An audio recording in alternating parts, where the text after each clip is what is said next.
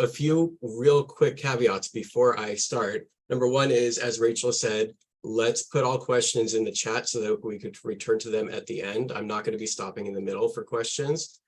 Because I only have like 40 or 45 minutes so that we can have room at the end for questions, I'm not going to be able to really go deep into the Disney side of things. But if you are interested in Disney, if you're a Disney person, then I really recommend that you pick up a copy of my book. And I won't mention it again until the end, but I will give you more details at the end because I go much more into Disney in the book.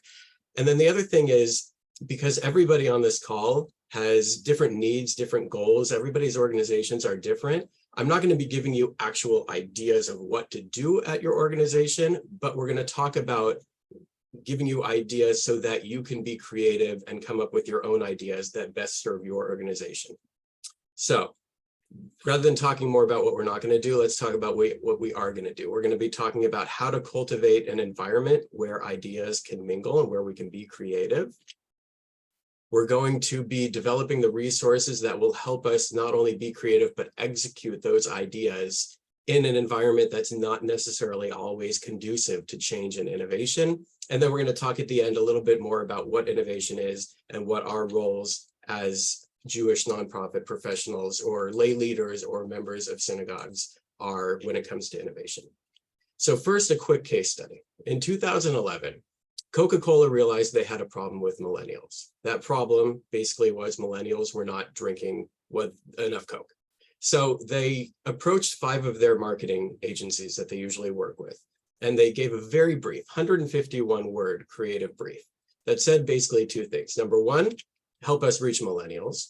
And number 2, you know those ideas that you're always too afraid to bring to us, those moonshots, those crazy ideas that you bring up in your creative meetings, and then you say, there's no way they're going to go for those.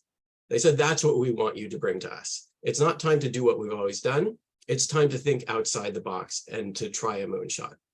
So the creative agencies, the marketing agencies, they did their creativity, their brainstorming, and one of them came back with this idea where they said millennials are interested in authentic experiences, both in person and virtually. So what if we were to enhance the way that they share Coca-Cola with friends in person and virtually? What if we were to literally put people's names on the side of a can of Coke so that they can share the Coca-Cola experience with those people? And Coca-Cola thought about it and they said, it's crazy and it's going to be really difficult to execute, but if you can figure out how to make it happen, let's give it a shot. We're in. Now, when you think about the greatest Coca-Cola campaigns of all time, you probably think of 2 of them. One, especially if you're older than I am, you think of, I'd like to teach the world to sing in perfect harmony, right? There's that one. And then there's Share a Coke. And in fact, the Share a Coke campaign in 2011, when they launched it in Australia, in a country of 23 million people, sold 250 million cans of personalized Coca-Cola products in that 1 year.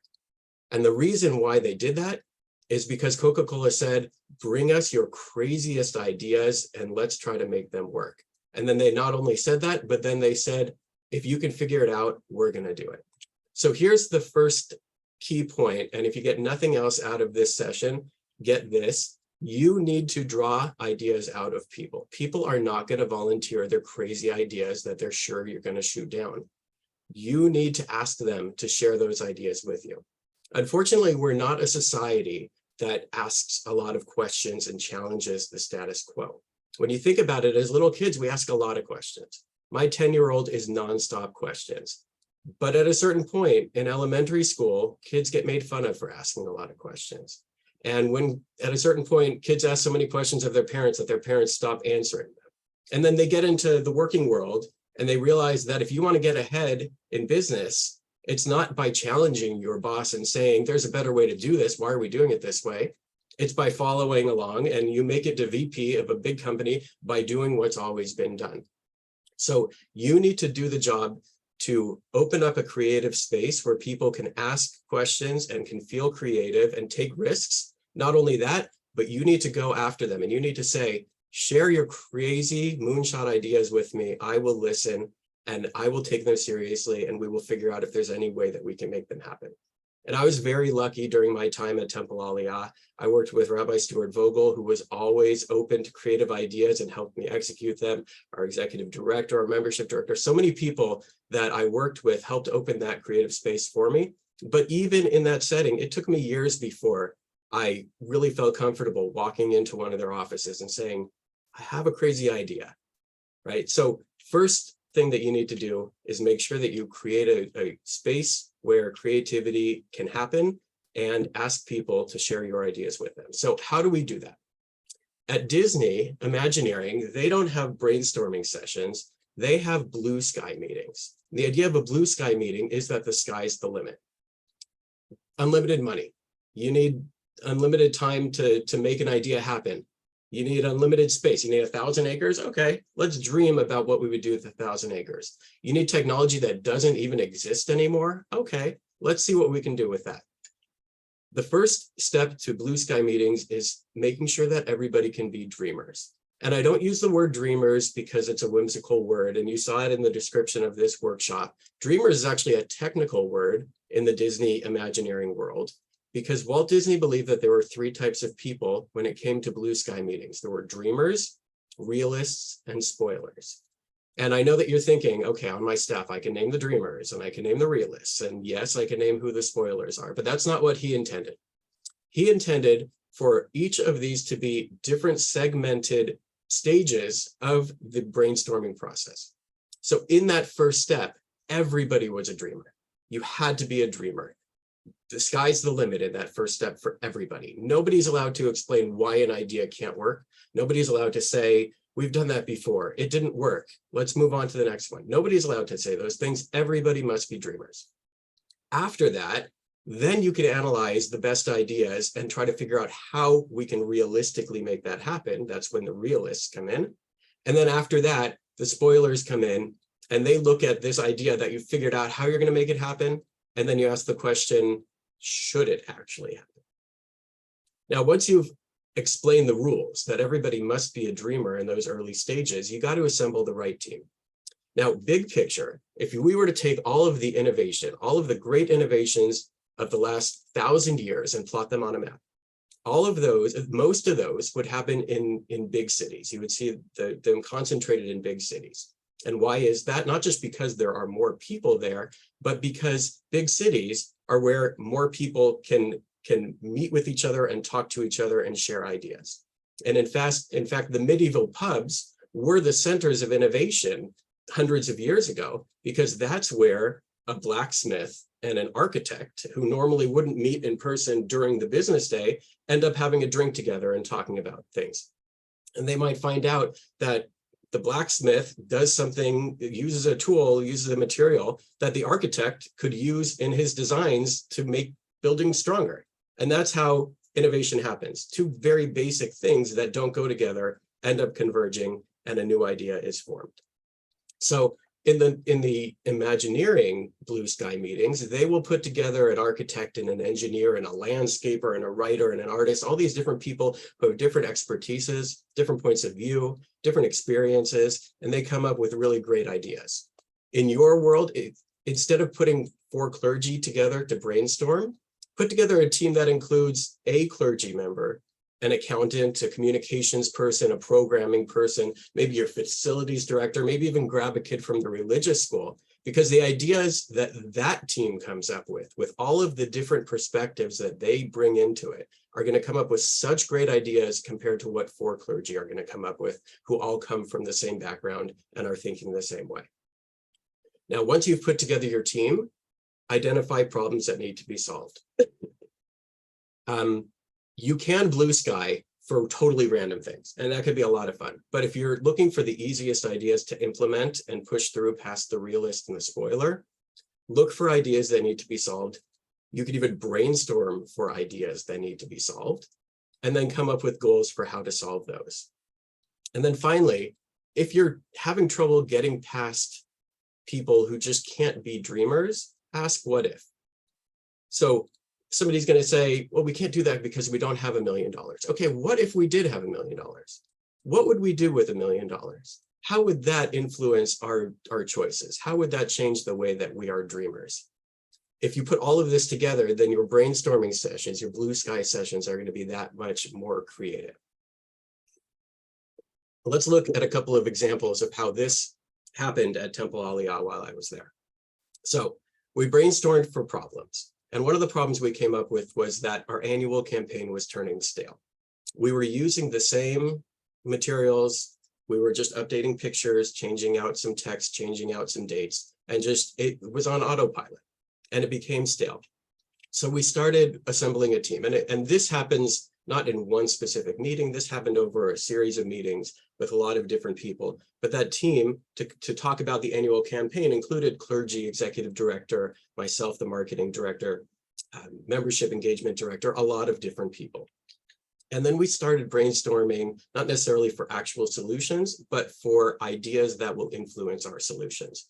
People should feel more of a sense of ownership for our community. People, the perks that the top donors get, the $5,000, $10,000 donors, what if we could give those perks to everybody? It shouldn't be reserved just for the top people. People should feel like their gift really matters. If I'm going to donate $360, which is a lot of money for my family, I want to know that gift really matters to me based on what I'm interested in. So then we started asking what if questions. What if everybody could attach their name to a program? The same way that people have their names on the side of the building or that big programs are sponsored by somebody, what if my $360 donation could put my name on a program? What if everybody could receive a personalized recognition for their gift? How much does somebody need to donate right now for your rabbi to write them a thank you note? What if we could drop that level down so that everybody feels that same sense that the $10,000 donor does when they get that personal thank you note? What if the Yom Kippur Pledge appeal card didn't look like your standard pledge card? So we asked these questions and then we started brainstorming. We came up with some answers. And so this, I know you're not going to be able to see it very well, but I want to give you an idea. There's a picture of the front cover and it's a card. This was our Yom Kippur appeal card. This is the pledge card. And it folded open. Open me, there's something cool inside, right? It's fun, it's engaging. And on the inside is our new campaign that we came up with to replace our old annual campaign, the My Aliyah campaign. I'm going to take ownership of Aliyah. What excites me about Temple Aliyah?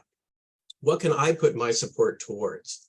And so people were able, for as little as $360, to put their support towards a program that they were most interested in.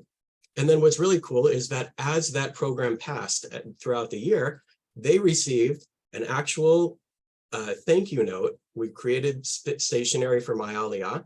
Every single person received a thank you note. Dear Ben and Ilana, thank you so much for your support for My Aliyah. We wanted to let you know that the program that your support went towards just passed, and it was amazing. And here's a picture from the program. Every program that we could have a picture of, we included a picture in the note. Every single person that participated at that level received a note, not handwritten, but specifically created for them. And it just created a very high touch opportunity for us to engage with our community. And I later realized, thanks to my wife who was reading this book for work, is that there's a name for this. It's called unreasonable hospitality. Not saying we can't do that because it's too much work, figuring out how to do things that other people feel are impossible, and then doing it because it just makes people feel so much better. One more quick example. The next year, in addition to iterating on the My Aliyah campaign, because we're creative people and we don't just do the same thing every year, we improve it each year. In addition to the next iteration of the My Aliyah campaign, we talked about our high holiday ticketing system. We felt that it was outdated, that we could do something better. We brainstormed, we said, how can we make this feel less transactional so that you're paying money and you're getting a ticket, right? That feels very transactional. How can we make it more personal?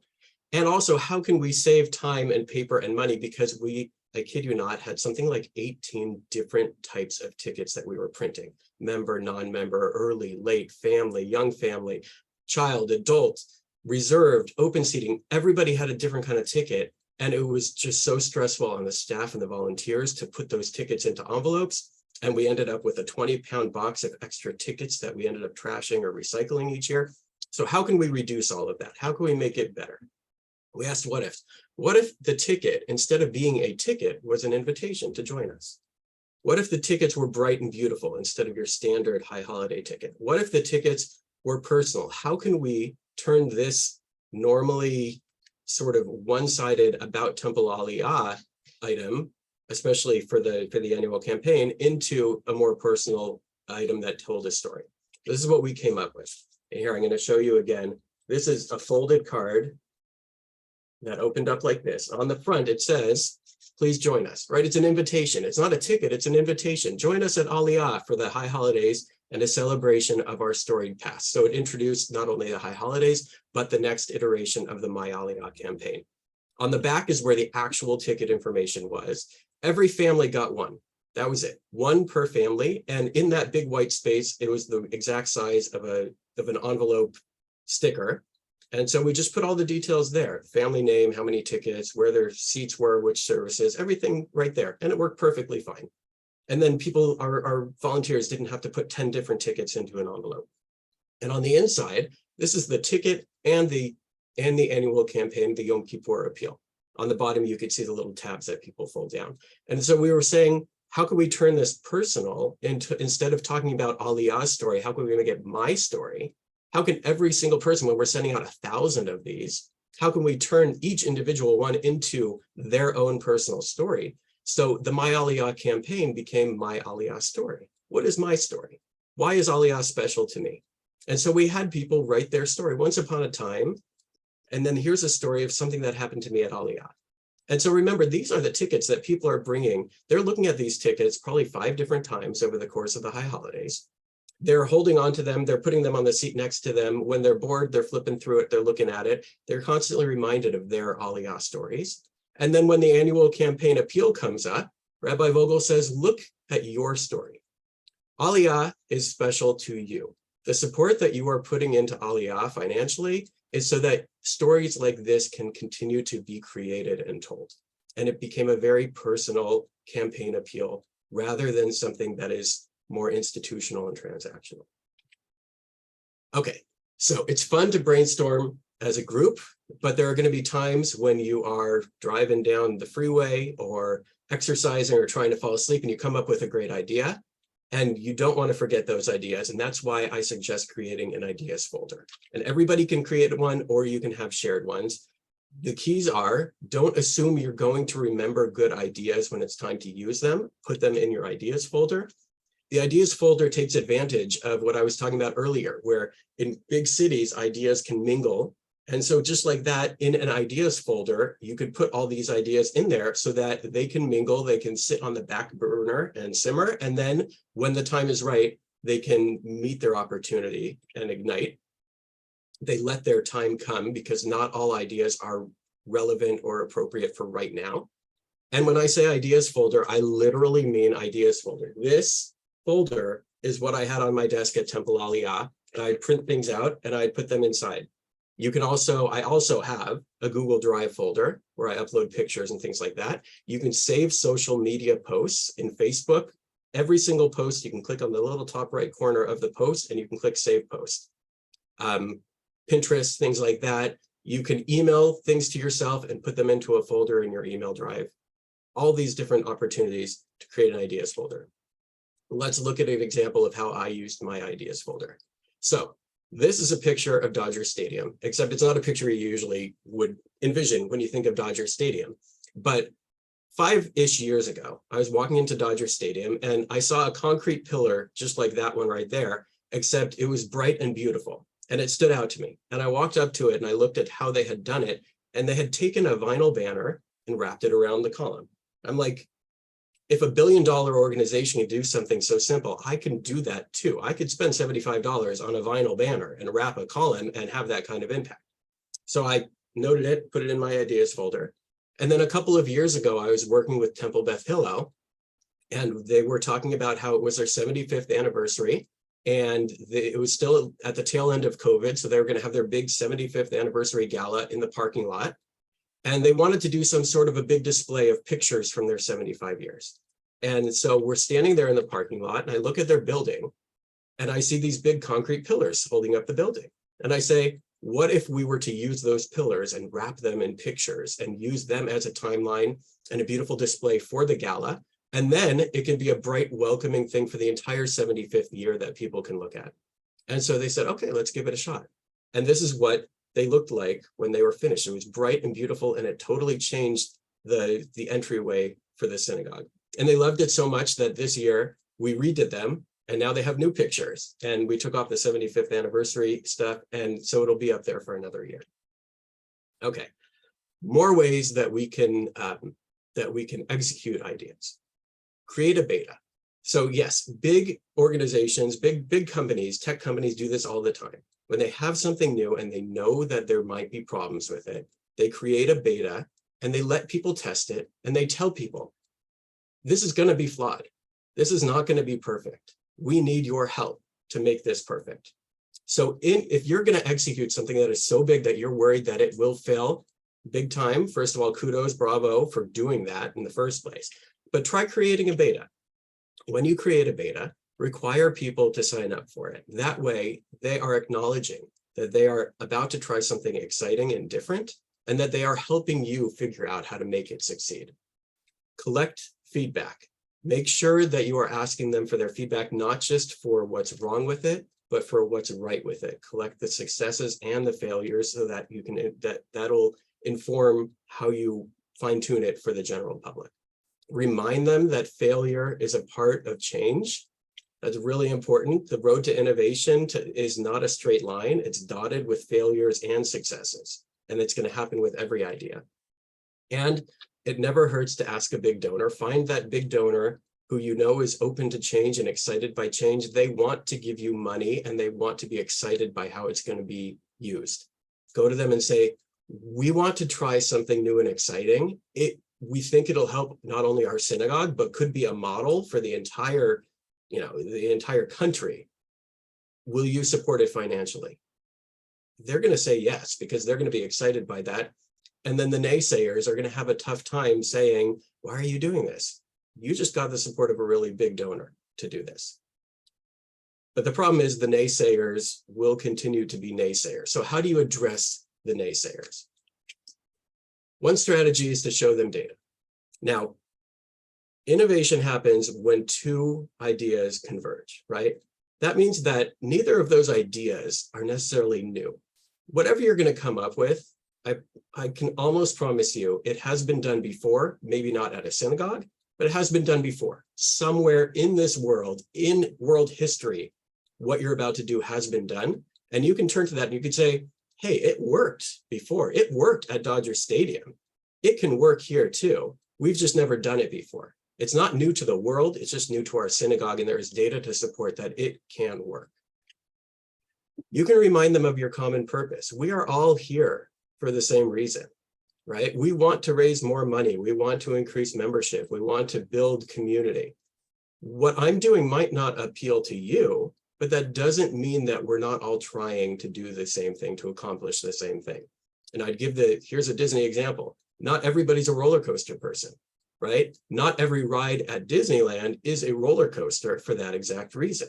Some people want to go on the carousel. Some people don't want to go on Space Mountain. And just because you don't want to go on the carousel, just because you're a roller coaster person, doesn't mean everybody else is. And if we're trying to give everybody an opportunity to be entertained and have fun, then we need to have something for everybody. But we all have the same common purpose. You can also review what the definition of success is. Because if you raise a little bit less money this year, but you add 24 new donors, isn't that success?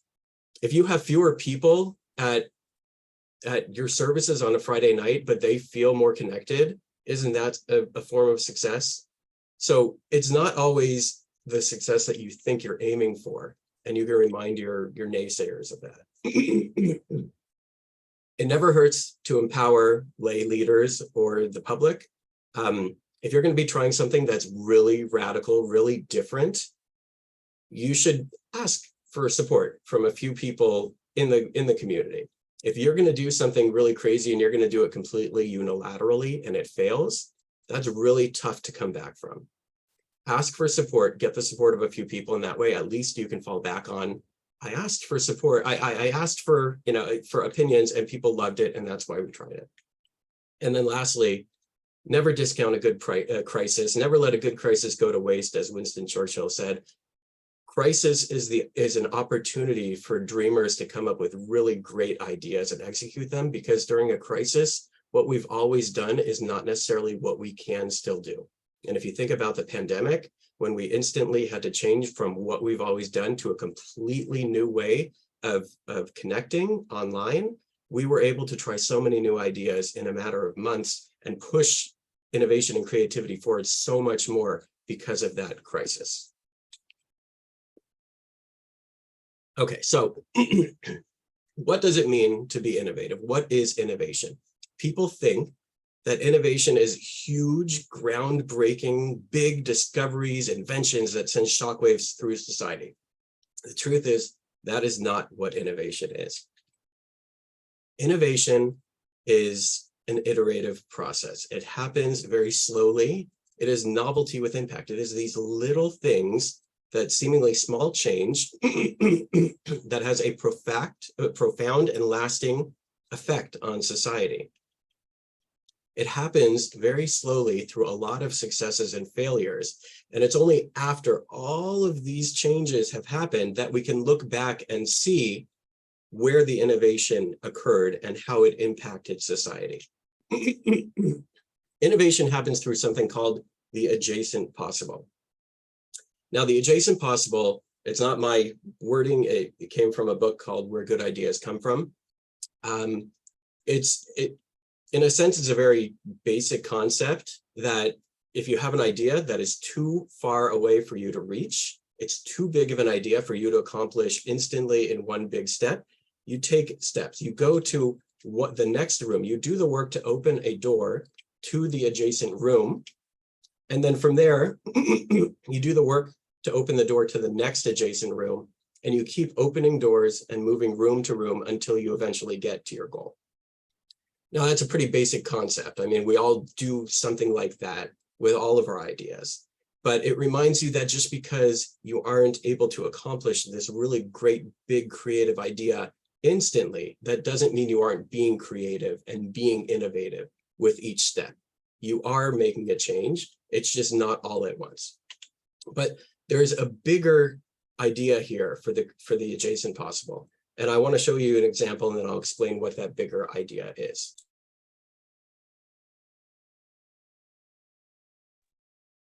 Okay, so this is a picture. About 5 or 6 years ago, a friend of mine posted a picture of herself standing in front of these steps. She posted it on Facebook, and I looked at it, and I was mesmerized by these steps. And I thought to I think the reason why I was so mesmerized is because these are the front steps to Temple Aliyah. This is how I got from the parking lot to my office every day.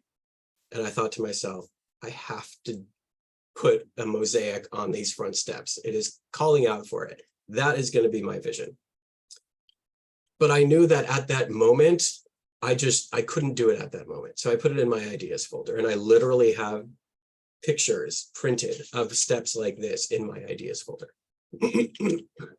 So then it was just before the high holidays in 2019 when our associate rabbi, Rabbi Goldstein, came to me and said, Ben, I want to put signs up. We're going to be doing a new kind of service for the afternoon service on Rosh Hashanah and Yom Kippur. And I want to put signs up that get people in the mood for this service. Take a breath, be in the moment, reconnect with each other, those sorts of things. And so I said, I have an idea. And I explained the mosaics, and I explained how the steps could be used as the signage as people walked up. And he said, okay, let's give it a try. And so these are the front steps on Erev Rosh Hashanah in 2019. And people went crazy. They loved it. They had never seen color on these steps before, and they absolutely loved it. So I had opened a door to an adjacent possible, from nothing to knowing that we could do something with the steps and that people would respond positively to it. So then I wanted to take it one step further, no pun intended. So we brainstormed for ways to use the front steps as part of a program, and we came up with something called Be the Light. And it was a bigger campaign, and it involved social media and videos and all sorts of other things on campus. But what we did was we added the Be the Light logo to the front steps. First, just the top half without the bottom. And so people walked in and they were instantly met with this Be the Light logo and reminded of the campaign. And then, since this was November, as December rolled around and Hanukkah came, on the first night of Hanukkah, we added the 8 steps on the bottom and it became a Hanukkah candle. And then we integrated that into a campaign that we did over Hanukkah, part of Be the Light, where we sent out videos and ideas every day about how people could be the light during Hanukkah by being kind, by being a helper, by being accepting. And so again, this opened another adjacent possible door that said it could be more sophisticated than just single steps that are colored, and it could be integrated into part of a bigger program. So then I wanted to take it a little bit further, and I went into Rabbi Vogel's office the following spring, and I said, Rabbi Vogel, I have an idea for a bigger campaign that would use the staircase, and the staircase would be integral in this campaign. And I said, you know how when you go to a website and you see make a gift, and you instantly know gift means money? What if we could try to explain to people that they are a gift to our community simply by being themselves? Everybody gives something to our community other than money that makes our community special. So what if we were to do a campaign where people can fill out a form, enter their name and how they are a gift to our community, and then we can fill these names up on the staircase. And as people enter, they will see all these people who are in our community and how they are making our community special and how they are a gift to our community. And we can have the entire staircase filled for Rosh Hashanah. And he said, okay, let's give it a try. And so this is what the staircase looked like for Erev Rosh Hashanah. And that's not Photoshop. It was that vivid, that bright. And here's a close-up of what a step looked like, somebody's name and the gift that they were going to be giving to us. And so on Rosh Hashanah, on Yom Kippur, people walked up and they either saw their own name or they saw the name of people that they knew. It was an opportunity for people to take selfies in front of, it was really a statement piece and a bold, beautiful concept that really came together nicely. And I think to myself, what if I had not gone through these iterations? What if I had started just with the idea of the mosaic and not done any of the previous versions on the front steps? And I went to Rabbi Vogel and I said, can I have $1,000 to do a giant temporary mural on the front steps that'll be there for Rosh Hashanah?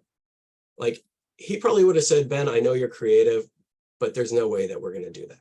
But because I had unlocked one adjacent possible to the next, the first one made it possible to do anything at all. The second one showed us that it could be part of a program. The third one showed us how it could be an even larger centerpiece to a campaign. That made it possible to do bigger and better things. And not only that, but here's the really cool part about the adjacent possible, is that because we took it one step at a time, once we saw that it could be a part of a campaign, we realized that it could work both ways, that people could impact the art just as much as the art impacted people. We would not necessarily have realized that if we would have tried to go straight from nothing to a permanent display. And so the idea is, when you open a door and you walk into that next adjacent room, you're not just going to be continuing straight forward to your eventual goal. You have new information once you open that adjacent room. And you can look to the left and the right and see that there are other doors in other directions. You have new information that will help you form new ideas. And you can explore these other doors in other directions and see where they take you. That is the real power, that we are not only headed towards our original destination, but as we make progress, new opportunities are available to us. And it turns out, had I just been trying to go straight from nothing to a permanent installation, I would have failed, because around this time, Temple Aliyah was having conversations with another synagogue about potentially merging and using their property after the merger. And so the entire idea was put on permanent hold, and they did just recently merge, and that's very exciting for them. They became Hamakom LA, and they are, Rabbi Vogel is a dreamer, and I know that Rabbi Cameras is a dreamer too, and they're going to be doing some really cool things over there, and I'm excited for them. But the point is, had I not gone adjacent by adjacent by adjacent and done it in iterative steps, I would have nothing to show for myself for this particular project. So let's just review real quickly all of the different things from today that went into that particular project. I use the ideas folder. I put the idea, I let it wait for the right problem to solve, and then I use that idea to solve that problem creatively. We brainstormed not just for that first version for the high holidays with the 6 rows, but for each version after that. We brainstormed together without restrictions, without limitations for how we could utilize the front steps and the campaigns in general. We used existing data.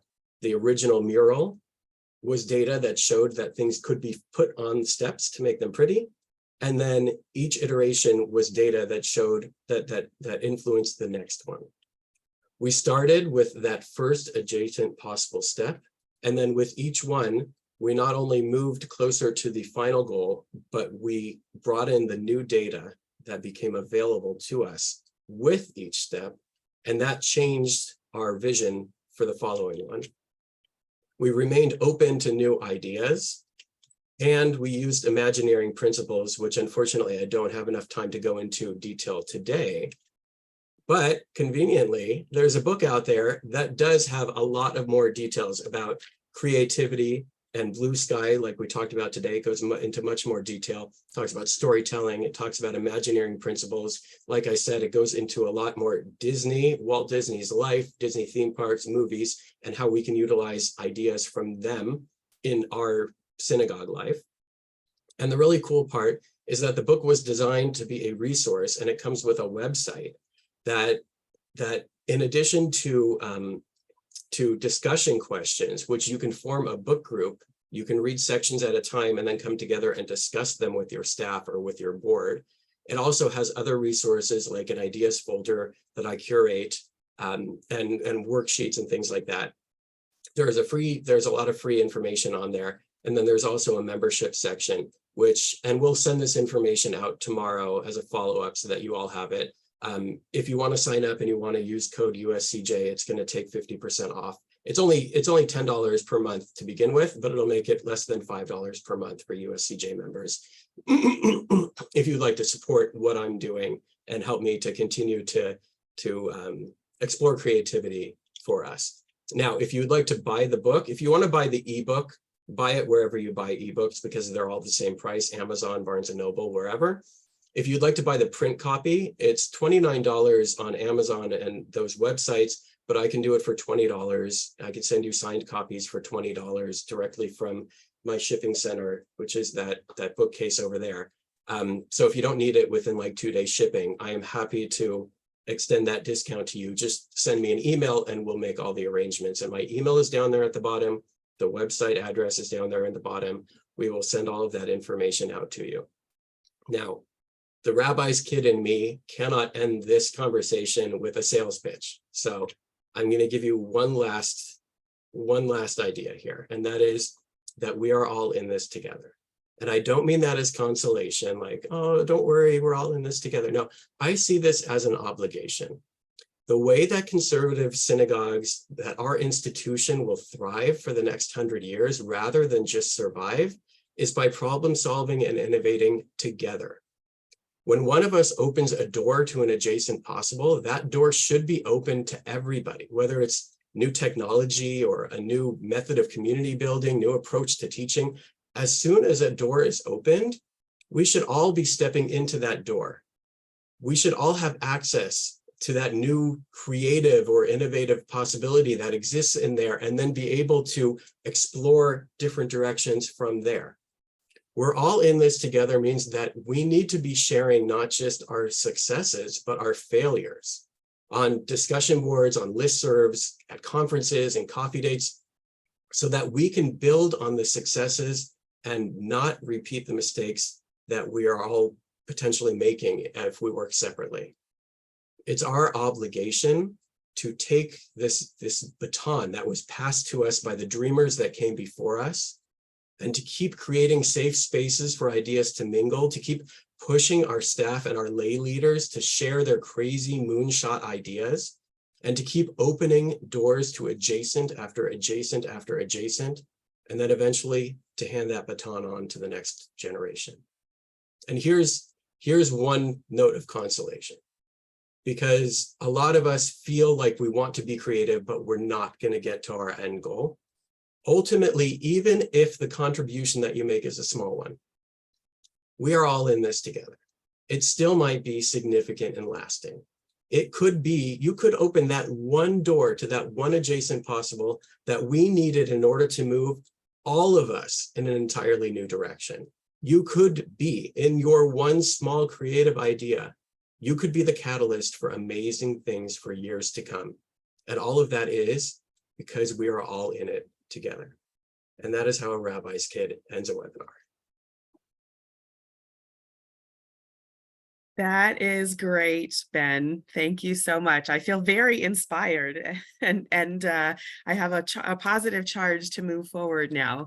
I'm hopeful that others on the call do as well. I know I've gotten some private chats here about how wonderful this was too.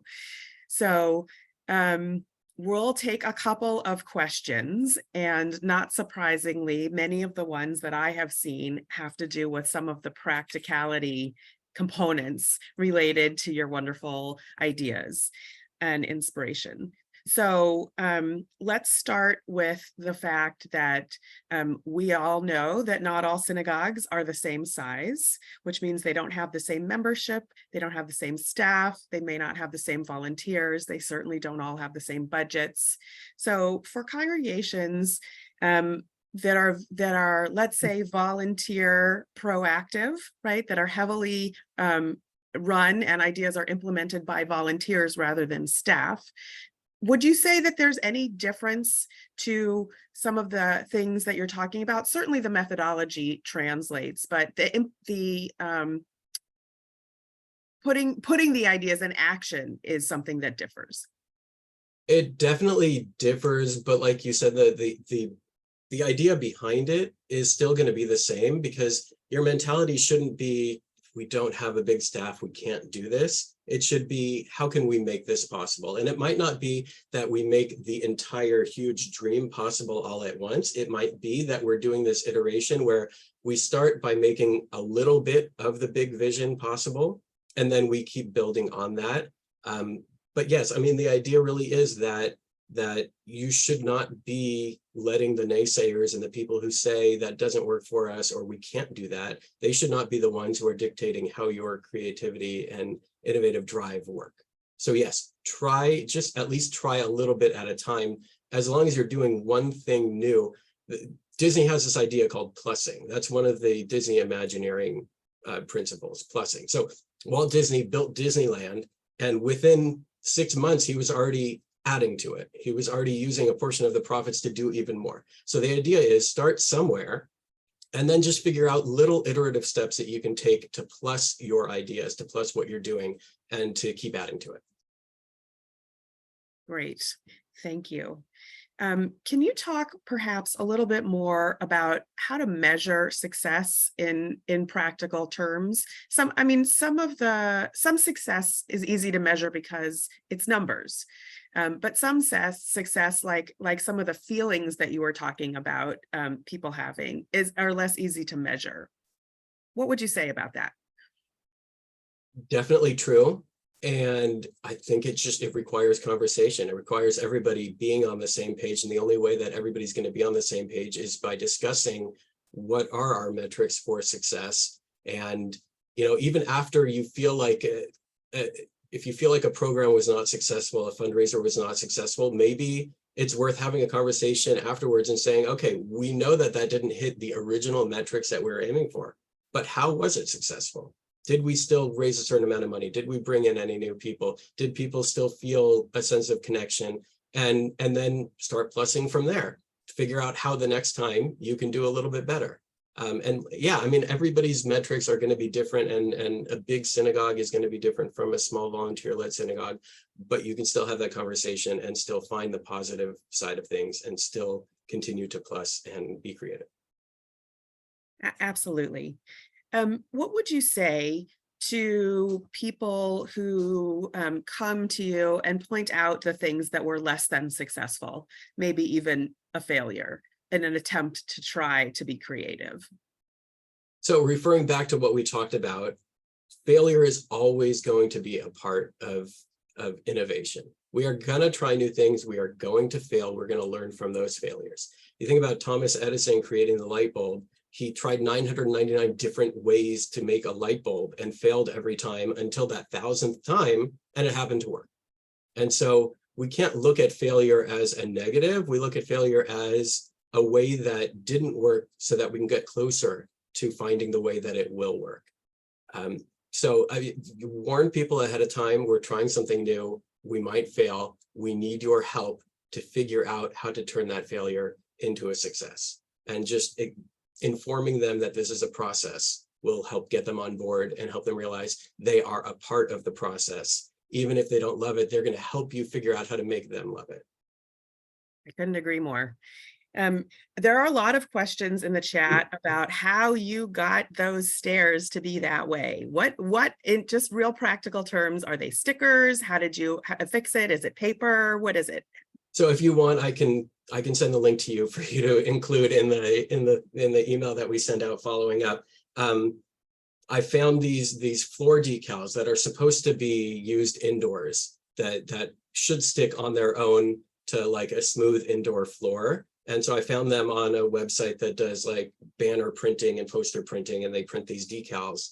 And then I used like a Gorilla Glue kind of cement, and I cemented, I cut out the pieces. So like for the big Be the Light one that was like an intricate cut. So I bought it as like a square, and then I cut out the actual design and I glued it with this Gorilla Glue to the steps. And then it stayed there, and it wore down over time. It did start to like get kicked as people walk up there, and it lasted like, it had a definite timeline where we had to take it down at a certain point. But yes, I mean, I can send links to the actual product that I used, and it really, yeah, like that was part of the learning process. And even before the one that I did for the high holidays with those 6 color bars, I had bought some materials ahead of time to see how they would work. And I found that it wouldn't stick on its own, even though it was a floor decal, it only stuck for like a few hours. And so then I had to test different kind of glues. And there's a spot on a different set of stairs where I tested with the glue to see if that would stick. So yes, it was a process to figure out, and I'm happy to share the details. So even with something as seemingly small as that, there's still trial and error involved. Yes. Everybody, it doesn't always work right on the first time. Yeah. Okay, well, since you had to purchase that as an example, those items, the decals and the glue and all the stuff that went into it, do you have any creative funding ideas to help fund some of these moonshot ideas? Everybody's going to be different, and every idea is going to be different. So no, I can't in this setting come up with ideas that will help everybody fund their creative ideas, but I'm happy, send me an email with your idea, and I'm happy to try to brainstorm with you. Okay, great. Well, we want to thank Ben very much for, again, this inspirational presentation. We hope that you've walked away with some new energy and some interesting ideas. We will be sending out the recording of this session most likely tomorrow. Usually it's within 24 to 48 hours after a webinar. And we will include information about how to reach Ben and his website and all that good stuff. And so thank you to Ben. Thank you to all of you for being here. We hope you have a great rest of